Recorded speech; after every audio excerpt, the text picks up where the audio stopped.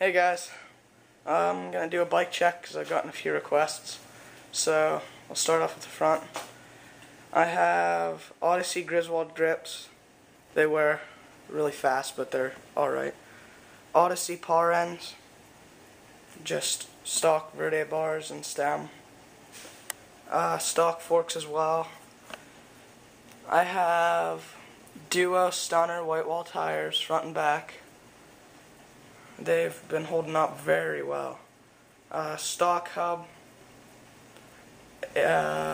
Duo Resolite PC pedals. The pins surprisingly have held up for about 8 months now.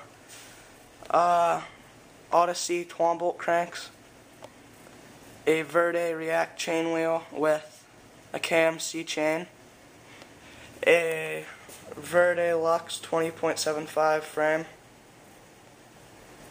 a Duo seat with a Duo pivotal seat post and an integrated seat post clamp, and the back hub here.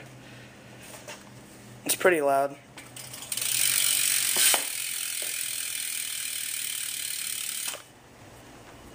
Yeah, there you go. Hope you like it. Subscribe, like, and comment.